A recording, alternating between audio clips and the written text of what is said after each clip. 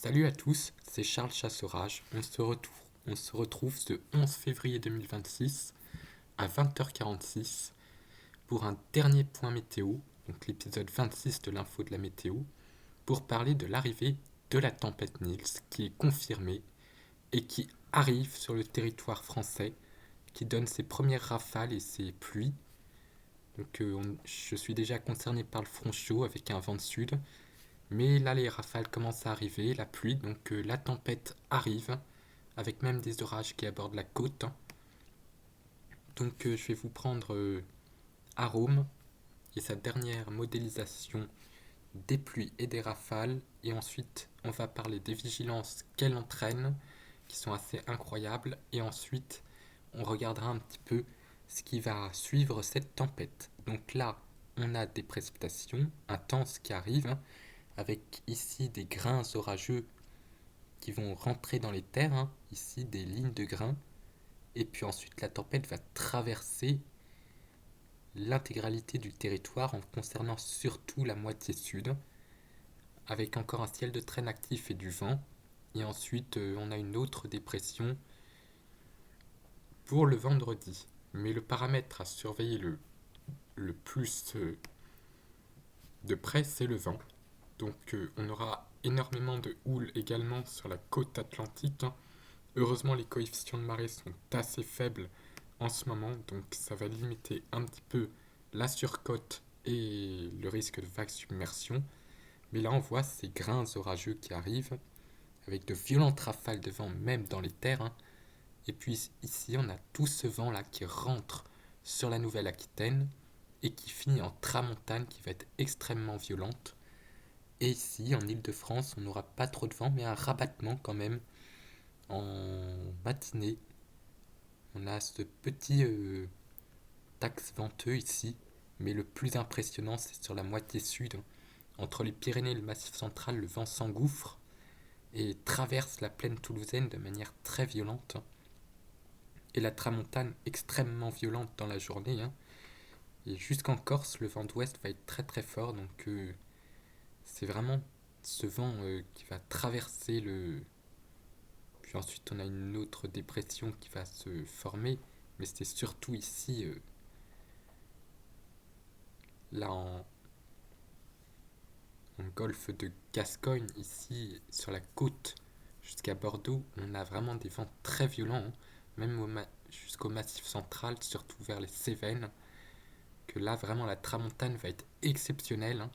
C'est pour ça que Météo France a déclenché une vigilance rouge, c'est-à-dire que ces valeurs de vent n'ont pas été vues depuis la tempête Glauce de 2009, donc ça date vraiment.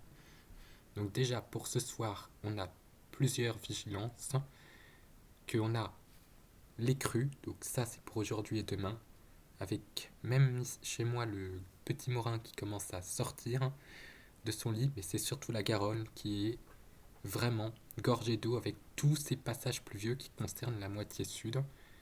Le vent qui commence également à souffler. Ici, on voit que ça arrive. Ici, déjà dans la soirée. Concernant le vent, les pluies, inondations. Ici également beaucoup de pluie. Et vraiment beaucoup de pluie à cause de cette dépression qui est particulièrement creuse. Les avalanches ici.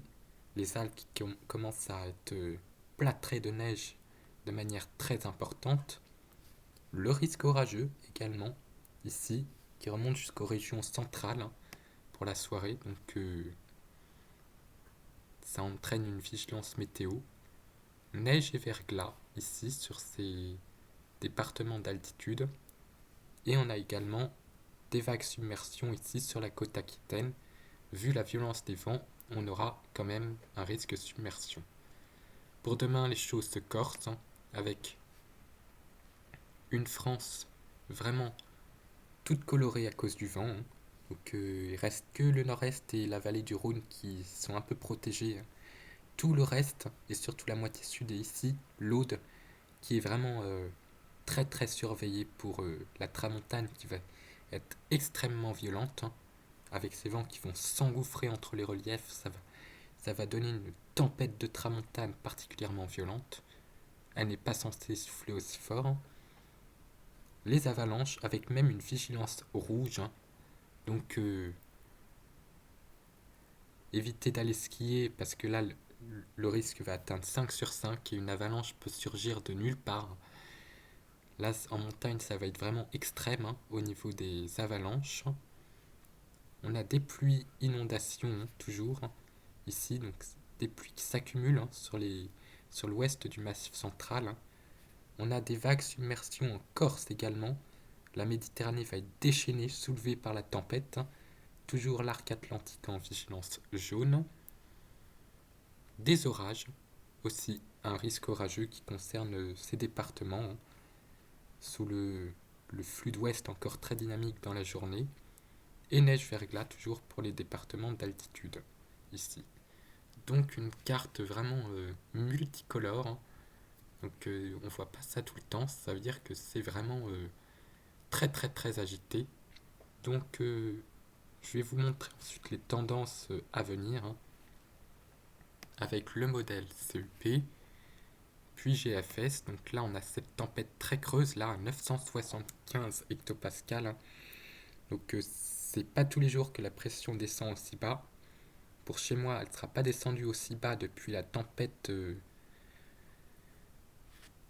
Domingo, donc, qui avait donné une tempête assez violente dans le sud-ouest. Donc c'est une belle dépression très creuse. Et ensuite, ici, on a une dépression qui va descendre, rabattre un peu d'air froid avec peut-être un petit peu de neige à surveiller. Et puis ensuite, on a la reprise du courant de jet avec ces dépressions. On ne sait pas ce qu'elles vont faire. Et lui, il voit un anticyclone, mais c'est encore trop loin pour en être sûr. Et ensuite, bah, je vous présente son cousin GFS, ce qui est l'autre grand modèle de prévision, qui voit également cette dépression très creuse. Et ensuite, pareil. Et ensuite, on a tout de suite le courant de jet qui force, hein, et qui nous envoie ensuite, pour lui, pour son scénario à lui, qui provoquerait un zonal assez important pour la dernière décade de février avec voilà ce vent. Ici, il nous voit même une bombe météo.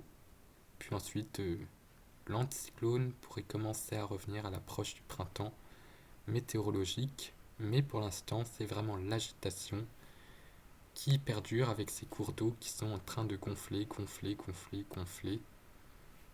Au niveau des rafales de vent là actuelles, voilà, ça commence tout doucement à se renforcer. Ici, ça souffle très très fort, hein. Ici en Espagne, déjà. En mer également, ça souffle. Donc les vents commencent à arriver. Les températures sont toujours assez douces avec toute cette agitation, hein. On a de la douceur, hein. Et puis au niveau de, de la perturbation, bah voilà, des très fortes pluies ici qui arrivent. Et puis on a également au niveau satellite l'enroulement de la tempête qui est en train de se faire. Voilà, elle arrive avec tout son paquet du. Donc on a le front chaud, le front froid et ici tout le cœur, hein, qui arrive avec ces orages. Donc vraiment une belle tempête hivernale qui va traverser le pays, un petit peu semblable à Glauce de 2009. Donc voilà, on vous souhaite donc grande prudence face à ces intempéries assez violentes et on se retrouvera certainement sur le terrain ou en point météo, ça dépendra de la situation pour ce qu'il est de chez moi. Tchuss!